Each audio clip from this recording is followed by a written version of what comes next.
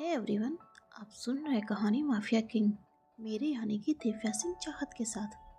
तो चलिए शुरू करते हैं।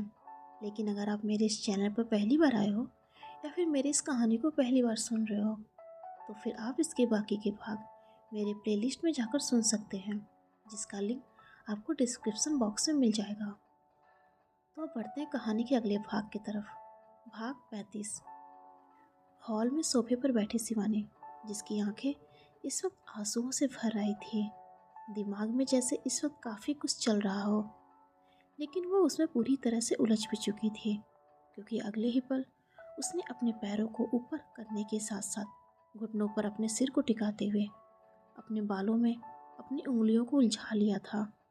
जहाँ एक बार फिर से इस बात से अनजान कि किचन के दरवाजे पर खड़ा रणविजय अपने पैंट के दोनों पॉकेट में अपने हाथों को डाले एकटक उसे ही देख रहा था, जिसे कुछ क्षण तक ऐसे ही देखते हुए वह एक बार फिर से किचन के अंदर गया और दूध से भरी ग्लास को लेकर बाहर हॉल की तरफ बढ़ गया था, जहाँ शिवानी अभी भी अपने घुटनों में अपने चेहरे को छिपाए शांत थी।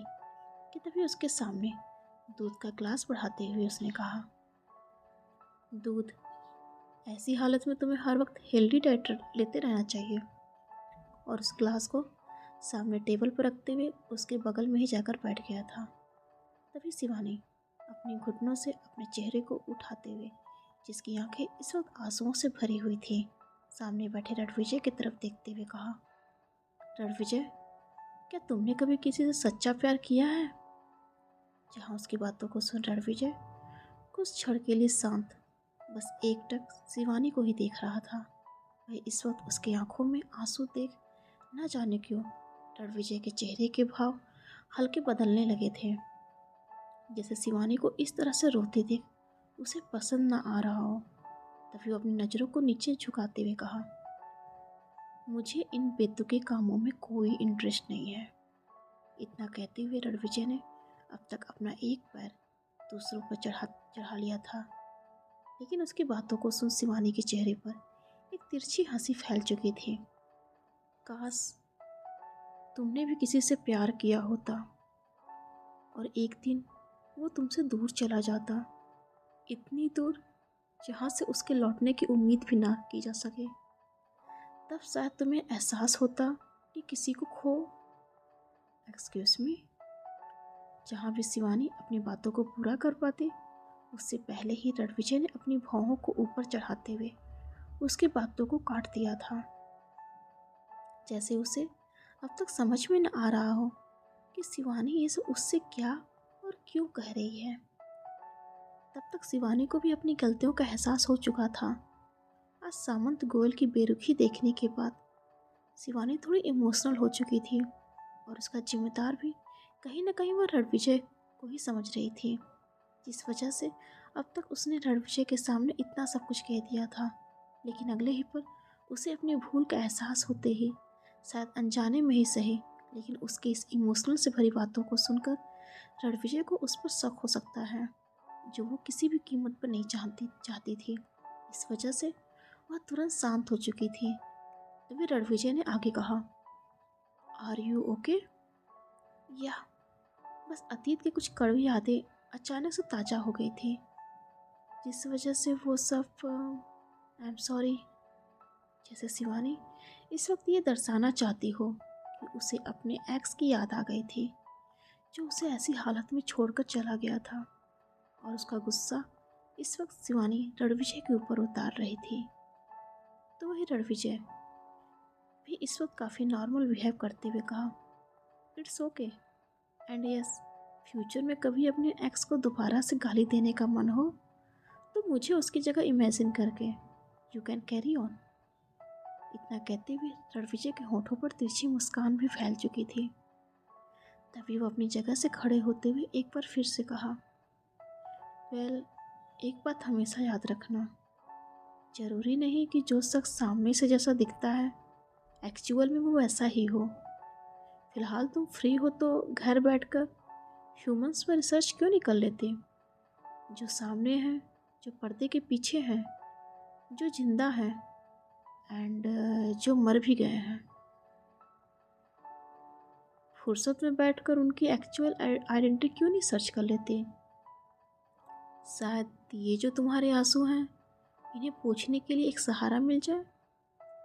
जहाँ अपनी बातों को खत्म करते हुए रणविजय वहाँ से चला गया था, लेकिन शिवानी, जो उसकी बातों को सुन अब तक काफ़ी ज़्यादा उलझी हुई नजर आने लगी थी, जैसे उसे रणविजय की बातें समझ में ना आई हों। तो उधर दूसरी तरफ एक कैफ़े के अंदर बैठी काव्या, जो अपने चेहरे को एक स्कार्फ से ढकने के साथ साथ अपनी आंखों को भी एक स्पेक्ट से ढक रखा था, लेकिन हर दूसरे सेकंड्स पर वो खुद के चारों तरफ भी एक नज़र देख लेती, जैसे उसे कोई पहचान तो नहीं रहा।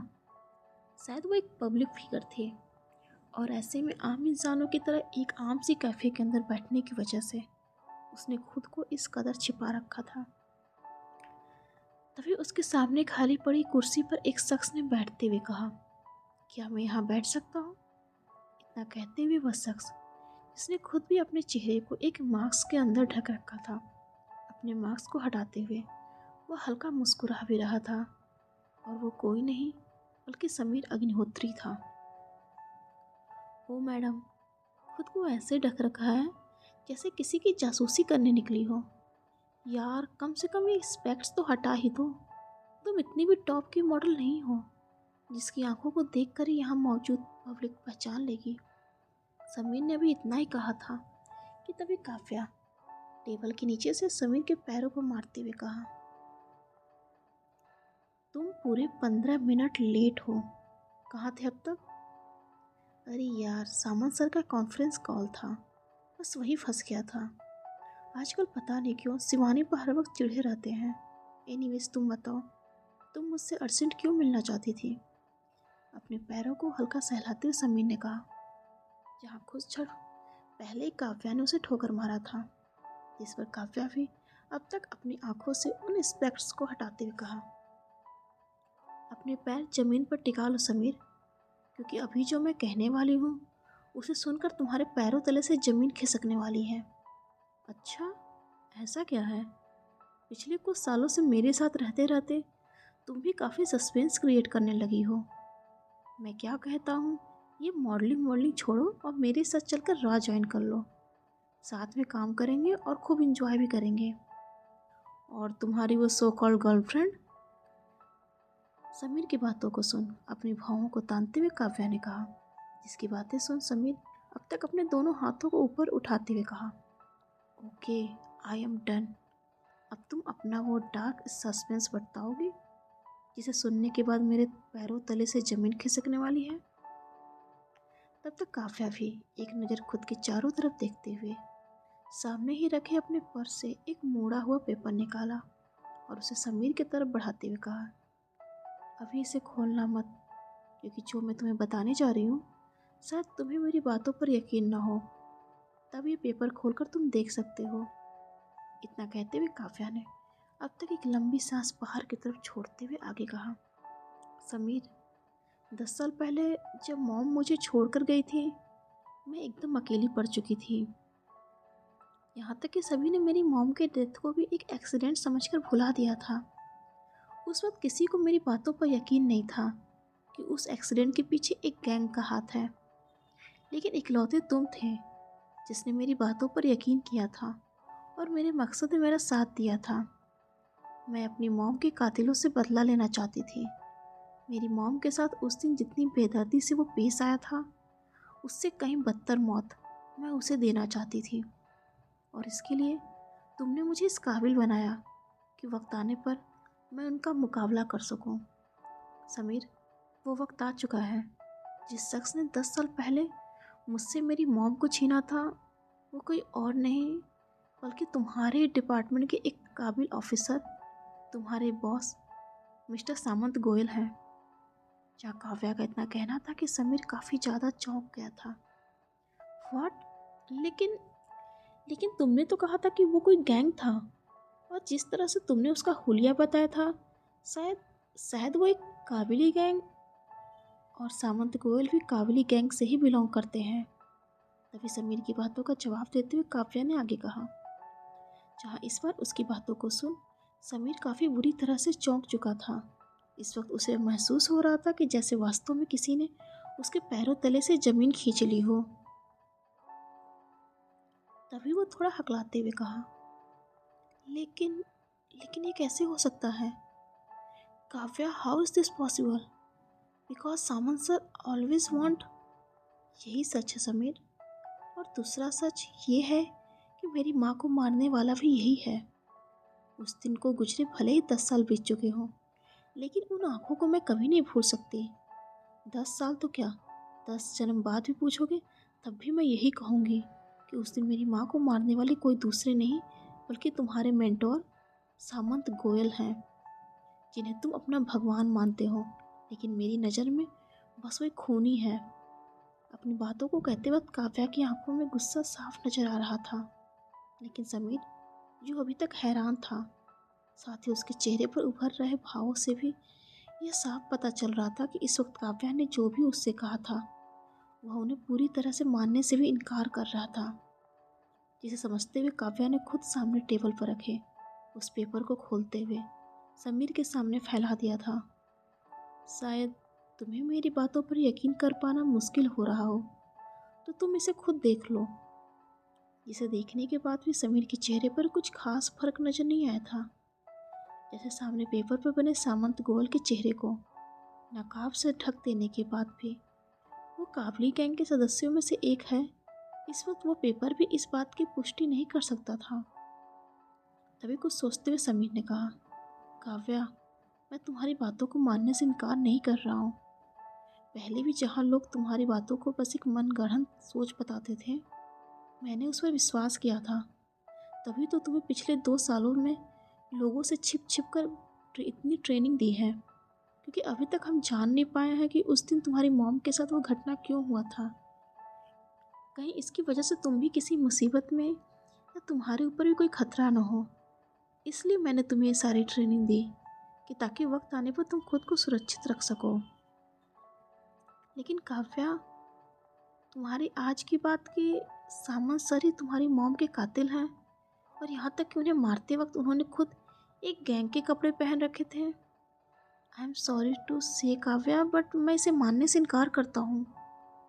Okay, I can understand, but Sameer, अगर मेरी बात सच साबित हुई तो?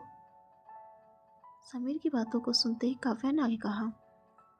जहाँ इस बार समीर थोड़ा सोच में पड़ चुका था। काव्या, जो शख्स खुद रात दिन एक करके इन गैंगों का सफाया करने में लगा हुआ है, इन्हीं की वजह से अपने बेटे तक को जान की बाजी लगा दी थी, वो ऐसा कैसे कर सकता है? वो सब मैं नहीं जानती समीर। मुझे बस इतना बताओ कि अगर मैं और मेरी बातें सच साबित हुई तब तुम क्या करोगे? इस बार काव्या ने काफ़ी सख्ती में कहा था। तो ये समीर भी इस पर ज़्यादा देर ना सोचते हुए तुरंत कहा, अगर ऐसा हुआ तो सावंत सर को मैं खुद अपनी सर्विस गन से गोली मारूंगा। बाकी गैंग का हिसाब बाद में होगा, पहले उनका हिसाब मैं खुद करूंगा। लेकिन काव्या, मैं अभी भी। और ये बात साबित कैसे होगी समीर? तभी समीर की बातों को बीच में काटते हुए काव्या ने आगे कहा, जिस पर समीर ने भी ना समझी में तुरंत कहा था, मतलब ये कि तुम्हारे सामंत सर वाकई में देश के प्रति वफादार हैं, या बस उनकी आड़ में अपने किसी दूसरे मकसद को अंजाम दे रहे हैं? ये बात साबित कैसे होगा? क्योंकि मैं अपनी तरफ से पूरी तरह श्योर हूँ। बस साबित तुम्हें करना है कि वास्तव में वो एक सच्चे देशभक्त हैं, काव्या ने आगे कहा था। जिसकी बातें सुन समीर इस बार किसी गहरी सोच में उलझ चुका था। यहाँ तक कि नजरें बार बार सामने टेबल पर रखे सामंत गोयल के उस तस्वीर पर जा रही थी, जिनके चेहरे को एक नकाब के अंदर छिपाते हुए उन्हें एक देशभक्त की जगह एक गैंग से जुड़ा हुआ साबित कर रहा था, जिस वजह से समीर भी अब तक किसी नतीजे पर पहुंचने की बजाय पूरी तरह से उलझा हुआ नजर आ रहा था। जिसे ऐसे देख काव्या, ना जाने क्यों, उसके चेहरे पर हल्की मायूसी उतर आई थी। अपनी आंखों पर स्पेक्ट्स टांगते हुए उसने आगे कहा, इट्स ओके समीर, अब तक एक दोस्त होने के नाते तुमने मेरा बहुत साथ दिया है, जिसकी मैं ज़िंदगी भर कर्जदार रहूँगी।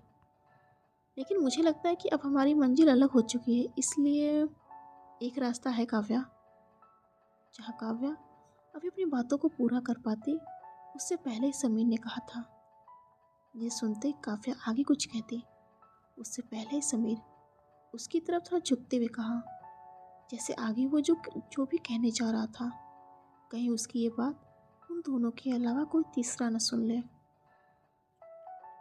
काव्या, मैं तुम्हें कुछ ऐसा बताने जा रहा हूँ जिसे सुनकर तुम्हें हैरानी हो कि ऐसा भी कुछ होता है, लेकिन ये सच है।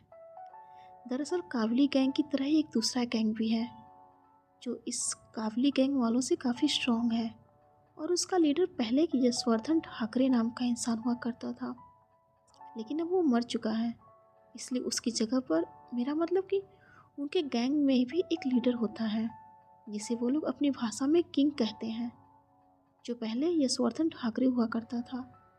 लेकिन उसके मरने के बाद अब ये सुनने में आया है कि उनका नया लीडर जो उनका किंग बनने जा रहा है उसका नाम मानव सेठी है। जहाँ भी समीर का इतना कहना ही था कि काव्या की आंखें चौंकते हुए बड़ी हो चुकी थी, लेकिन वो कुछ कहती उससे पहले ही समीर अपनी बातों को जारी रखते हुए आगे कहा। सुनने में आया कि उनके गैंग का आज वो नया उत्तराधिकारी चुना जाएगा, जिसमें आज उसकी ताजपोशी जैसी कोई रस्म होगी। फिर उसके बाद वो माफिया किंग यानी कि माफिया वर्ल्ड का राजा बन जाएगा, जिसकी इजाज़त के बिना एक पत्ता भी नहीं हिल सकता। लेकिन उसके हाथ में ये हुकूमत आए उससे पहले आज की रात उसे रोकने के लिए काफ़ी कोशिश भी की जाएगी। मुझे लगता है कि ऐसे में उसे रोकने के लिए, मेरा मतलब कि उत्तराधिकारी बनने से उसे रोकने के लिए काबली गैंग भी वहाँ ज़रूर मौजूद रहेंगे। और अगर सामन सर का इन सबसे जरा भी कनेक्शन है तो आज की रात वो भी मानो सेठी को रोकने ज़रूर जाएंगे। अगर ऐसा है तो क्यों ना हम लोग भी वही चलते हैं। वहाँ जाकर दूध का दूध और पानी का पानी हो जाएगा, और तुम्हारे सामन सर मिले तो उनकी चिता भी वही चला कर आएंगे। समीर की बातों को सुन काव्या ने कहा था। लेकिन उसकी बातों को सुन समीर थोड़ा हैरान रह गया था। इतना सब कुछ सुनने के बाद भी तुम्हें वहां जाने से डर नहीं लग रहा? काव्या, अगर तुम्हारी बातों में जरा भी सच्चाई है तो इसका मतलब भी तुम समझ रही हो। उस मानव सेठी के आज किंग बनने की खुशी में वहां खून की होली खेली जाएगी, और सामंत सर का वास्तव में कावली गैंग वालों के साथ अगर जरा सा भी संबंध है तो वो खुद मानव सेठी को वहां मारने जाएंगे। और उससे बड़ी बात, खुफिया तरीके से मुझे ये भी मालूम चला है कि मानव सेठी जिस गैंग से जुड़ा हुआ है वहाँ के लोग खुद उसके दुश्मन बने बैठे हुए हैं। मुझे तो ये भी मालूम चला है कि जब तक वो यशवर्धन ठाकरे जिंदा था मानव सेठी और उसके भाइयों की ज़िंदगी सलामत थी, लेकिन अब उतने भीड़ में वो अकेले 3 भाई उन भाग्यों का क्या ही बिगाड़ लेंगे। इसलिए मैं कहता हूँ कि वहाँ आज जस्ट स्टॉप इट समीर। ये क्या कब से बेफिजुल की कहानियाँ सुना रहे हो, जैसे मैं कोई छोटी बच्ची हूँ और तुम्हारी इन बेतुकी बातों से डरकर किसी कोने में जाकर छिप जाऊंगी। और ये मानव सेठी कौन है? हाँ, अब तक न जाने कितनी बार तुम उसका नाम ले चुके हो, और अब उसके 3 भाई भी आ गए हैं। आखिर कौन है ये मानव सेठी? समीर की बातों को बीच में काटते हुए काव्या अब तक झुंझला उठी थी, लेकिन उसके सवालों को सुन समीर चुप हो गया था। तभी काव्या अपनी भौहों को ऊपर की तरफ तानते हुए बोली, व्हाट? मुझे ऐसे क्यों देख रहे हो? मैंने बस उस मानव सेठी के बारे में पूछा है जिसके बारे में अब तक तुम इतने गुणगान कर चुके हो। बताओ कौन है ये मानव सेठी जिसका खुद का गैंग ही उसके जान का दुश्मन बना हुआ है, और सबसे बड़ी बात कि उसकी वजह से तुम मुझे वहां जाने से भी रोक रहे हो। जवाब तो समीर। जहाँ काव्या का इतना कहना था कि समीर एक क्षण के लिए थोड़ी सोच में पड़ चुका था, लेकिन काव्या जो एकटक समीर को ही देख रही थी, जैसे इस वक्त उसे मानव सेठी के बारे में जानने की काफ़ी उत्सुकता हो। लेकिन वही समीर अभी भी काव्या की उत्सुकता के पीछे का मतलब समझ नहीं पाया था, जो वास्तव में समझ नहीं पाया था कि आखिर काव्या अचानक से मानव सेठी के बारे में जानने के लिए इतनी उत्सुक क्यों है। तो वही काव्या जो इतने वक्त से मानव के साथ रहते हुए भी मानव उसके लिए एक पहेली ही बना हुआ था। वह मानव को जानने के लिए जितना उसके करीब जाती वह उतना ही उलझ भी जाती थी। लेकिन आज उसे मानो के जरिए लेकिन आज उसे समीर के जरिए मानो के बारे में जानने का सही मौका मिला था, जिसे वो किसी भी कीमत पर गंवाना नहीं चाहती थी। इसलिए समीर को चुप देख उसने एक बार फिर से अपनी बातों को दोहराते हुए कहा, क्या हुआ? किस सोच में खोए हुए हो? तुम तुम किसी मानव सेठी के बारे में बता रहे थे ना? बताओ समीर, आखिर कौन है ये मानव सेठी? तो ये समीर भी एक नज़र खुद की चारों तरफ देखते हुए एक लंबी सांस बाहर छोड़ दिया था। काव्या, ये कहानी सालों पहले शुरू हुई थी, जब मानव सेठी मात्र 6 साल का छोटा बच्चा था। उस वक्त उसके चप्पल की साइज भले ही छोटी थी, लेकिन उसके सपने उतने ही बड़े थे। उस छोटी उम्र के बच्चे ने ही ये फैसला कर लिया था, उसे सिर्फ पैसा नहीं, पैसे के साथ साथ पावर भी चाहिए। वो पूरी दुनिया पर अपनी हुकूमत कायम करना चाहता था। जहाँ उस छोटी उम्र में ही उसने वर्ल्ड के most wanted criminal Yashvardhan Thackeray को पुलिस की गिरफ्तारी से बचाया ही नहीं, उस पुलिस वाले पर गोली भी चलाई थी। उस दिन से ही उसने जुर्म की दुनिया में अपना पहला कदम रख दिया था। अभी समीर का इतना ही कहना था कि काव्या की आंखें फैलते हुए चौड़ी हो चुकी थी। वही समीर जो मानव सेठी और उसके साथ जुड़े उसके दोस्तों से लेकर उसके दुश्मनों तक की पूरी कहानी सुनाते जा रहा था, जिसे सुनते हुए काव्या के चेहरे पर घबराहट, माथे पर चिंता की लकीरें साफ उभर आई थी।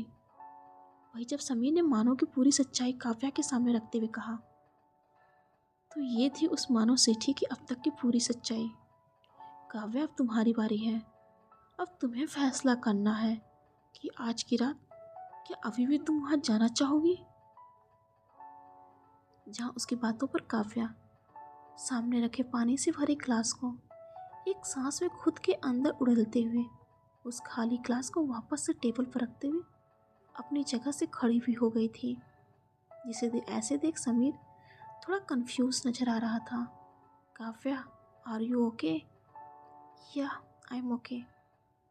वो बस तुमने अभी अभी जो बम के गोले फोड़े हैं ना, उसे डाइजेस्ट कर पाना थोड़ा मुश्किल हो रहा है। मानो को देखकर कभी लगा नहीं था कि वो कोई बम का मतलब उसे बम कहना भी गलत होगा। वो तो वो तो पूरा का पूरा तोप है। खुद को नॉर्मल करते हुए काव्या ने कहा, लेकिन उसकी बातों को सुन समीर काफी ज्यादा चौंक गया था। मानो को देखकर, क्या तुम उससे पहले मिल चुकी हो? जहाँ उसका इतना कहना था कि एक क्षण के लिए काव्या भी थोड़ा सहम सी गई थी, जैसे समीर ने उसकी कोई चोरी पकड़ ली हो। लेकिन तभी काव्या जो हल्के घबराहट के साथ अपनी सफाई में कहा, नहीं तो मैं कैसे? अरे अभी अभी तो तुमने सब बताया ना। मेरा मतलब था कि पहले जब तुमने बताया था उस वक्त नहीं लगा था कि मानो कुछ इस तरीके का भी इंसान निकलेगा। बस इसे ही जल्दबाजी में इसे उसे बोल दी हूँ, नहीं तो मैं कैसे? ओके अच्छा, ये सब छोड़ो, ये बताओ कि आज रात के बारे में क्या सोचा है? देखो काव्या, मैं अभी भी तुमसे एक बार फिर से कहूँगा, वहाँ जाना सेफ नहीं है। और रहा सवाल सामंत सर का, तो उस दिन तुमने समीर, मेरा फैसला अभी भी वही है। आज रात मैं वहाँ जा रही हूँ और इसके लिए मैं तुम्हें कोई फोर्स नहीं करूँगी। लेकिन हाँ, मेरा बस इतना काम कर देना, मुझे वहाँ का लोकेशन शेयर कर देना जहाँ आज सब इकट्ठा होने वाले हैं। उसके आगे का रास्ता मैं खुद ढूंढ लूँगी। समीर की बातों को बीच में काटते हुए काव्या ने काफ़ी गंभीर होते हुए कहा था। जहाँ उसकी बातों को सुन समीर कुछ कहता, उससे पहले ही वो वहाँ से आगे बढ़ते हुए बाहर निकल गई थी। लेकिन पीछे रह गया समीर, उतना ही ज़्यादा परेशान और चिंतित नजर आने लगा था। कुछ देर बाद सेठी विला के अंदर मानव ने वार्डरोब से कपड़े निकालते हुए सामने खुले ट्रॉली बैग में उन्हें डाला ही था कि तभी दरवाजे के पास खड़ी काव्या ने कहा, कहीं जा रहे हो? लेकिन उसे सामने खड़ा देखते हुए मानव भी उसे और उसकी बातों को इग्नोर करते हुए एक बार फिर से वार्डरोब की तरफ बढ़ते हुए अपने लिए दूसरे कपड़े निकालने लगा था, जिसे ऐसे देख काव्या भी अब तक उसकी तरफ ही बढ़ते हुए उसकी कमर में अपने दोनों बाहों को डाल दिया था। मुझे भी अपने साथ ले चलो ना प्लीज़। डियर फ्रेंड्स, आज के लिए बस इतना ही। अगले भाग में जल्दी मुलाकात होगी। लेकिन हाँ, आपको मेरी स्टोरी पसंद आ रही है तो प्लीज़ लाइक, कमेंट और मेरे चैनल को सब्सक्राइब और शेयर ज़रूर कीजिएगा। हर हर महादेव।